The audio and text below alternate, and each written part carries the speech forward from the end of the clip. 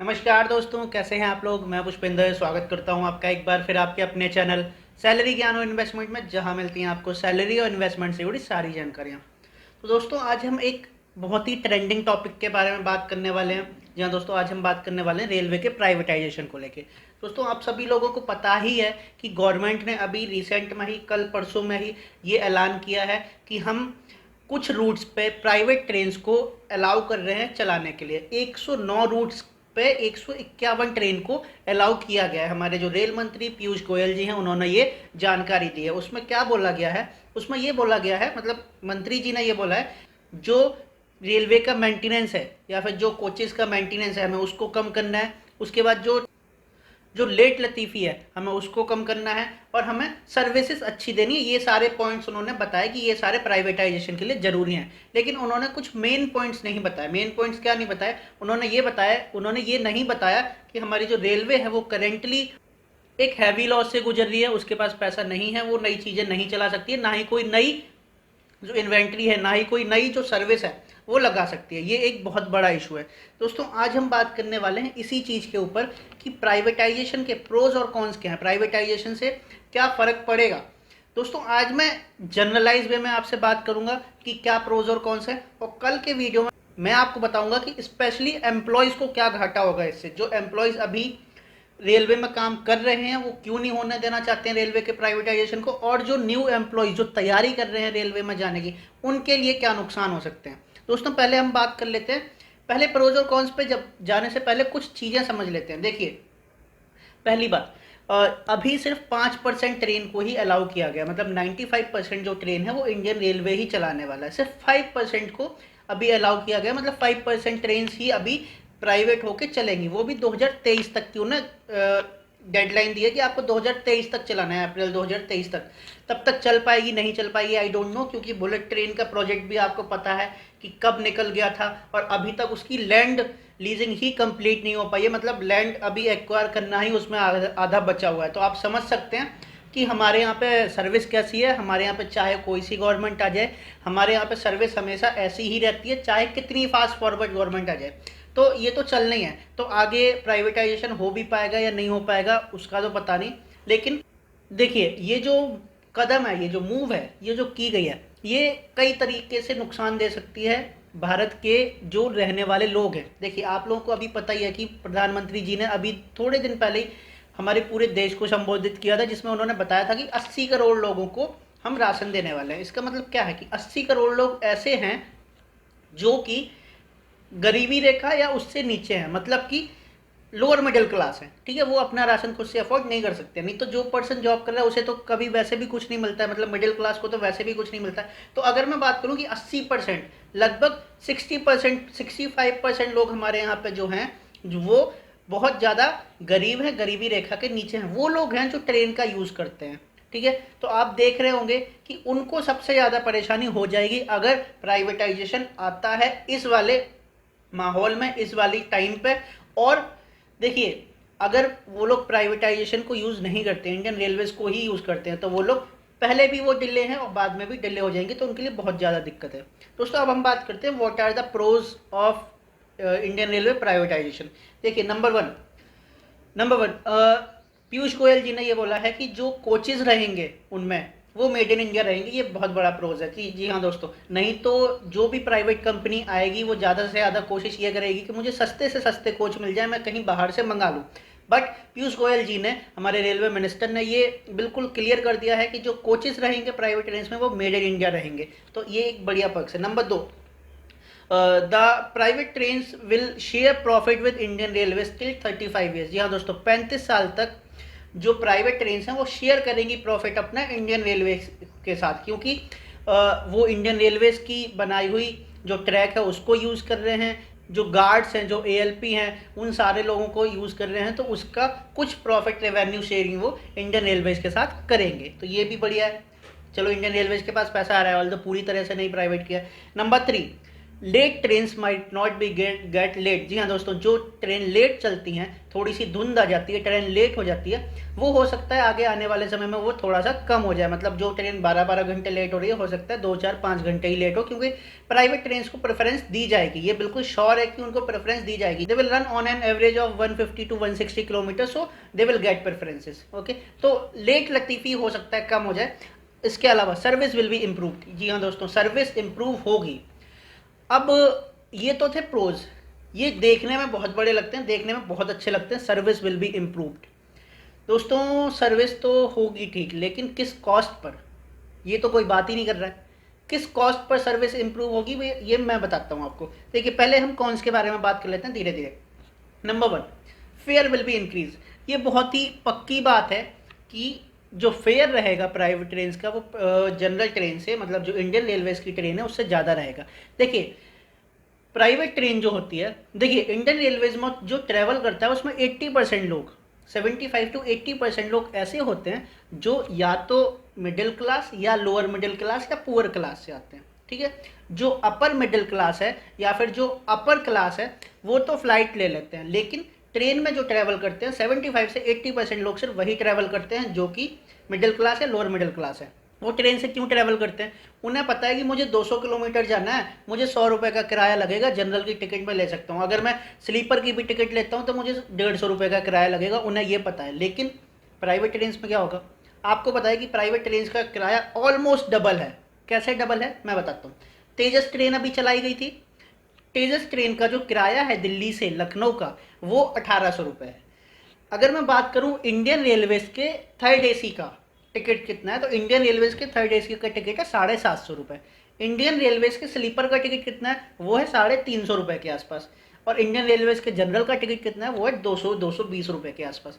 तो समझिए कितना ज़्यादा डिफरेंस है। एक तरफ 1800, एक तरफ 750, 350, 200, 250, इन सारों को जोड़ भी लो तो भी 1800 नहीं पहुँच रहे हैं। मतलब फेयर में इतना ज़्यादा चेंज रहेगा। तो ये रहेगा, ये आगे प्राइवेटाइजेशन होने पर रहेगा। ये सबसे बड़ा कौन सा, ये सबसे बड़ी दिक्कत है प्राइवेटाइजेशन की, कि जो फेयर है वो बहुत ज़्यादा रहेगा। नाउ एक बात आप लोगों को शायद पता नहीं होगी, तेजस ट्रेन है, इतना फेयर लेने के बाद भी अभी जब उसको एनालाइज किया गया कि ट्रेन में प्रॉफिट हो रहा है या नहीं हो रहा है, तो ये देखा गया कि ट्रेन एक्चुअली लॉस में चल रही है। जी हाँ दोस्तों, तेजस ट्रेन लॉस में चल रही है। तो आप समझ सकते हैं, अगर 1800 रुपये किराया लेने के बाद भी ट्रेन लॉस में चल रही है, तो यू कैन इमेजिन कि वो अपना किराया 1800 से कितना कर देंगे, क्योंकि प्रॉफिट तो देना है ना। मतलब जो प्राइवेट काम करता है, जो प्राइवेट पार्टी जो भी काम करती है, they always work on profit sharing, they always work on profit. तो प्रॉफिट तो उन्हें करना है, प्रॉफिट करने के लिए वो क्या करेंगे, उनके पास एक ही तरीका है कि वो रेट बढ़ा देंगे, फ्लाइट का रेट बढ़ा देंगे। तो आप समझ सकते हैं।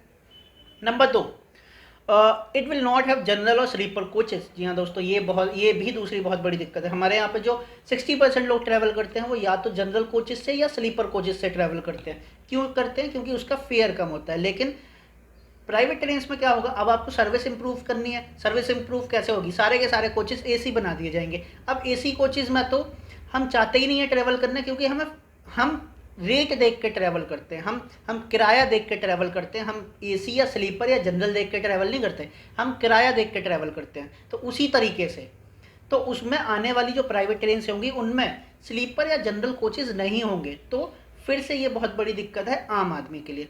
नंबर 3, देखिए ये बोला गया है रेलवे सेफ्टी के साथ तो कंप्रोमाइज़ करेगा नहीं। तो जो गार्ड होंगे प्राइवेट ट्रेन के और जो ड्राइवर्स होंगे प्राइवेट ट्रेन के और जो टीटी होंगे प्राइवेट ट्रेन के, वो इंडियन रेलवेज वाले होंगे। मतलब जो रेलवे रिक्रूटमेंट करेगा वो होंगे। लेकिन जो अंदर काम करने वाले वर्कर होंगे वो इंडियन रेलवेज के नहीं होंगे। जी हाँ दोस्तों, अब क्या हुआ, देखिए एक ट्रेन की हम बात करते हैं, सिंपल एक ट्रेन की। इंडियन रेलवेज में अगर कोई ट्रेन चल रही है तो उसमें अगर मान लीजिए 500 किलोमीटर के रूट पर कोई ट्रेन चल रही है तो उसमें 2 से 3 ALP हम लगा लेते हैं, मतलब लोको पायलट।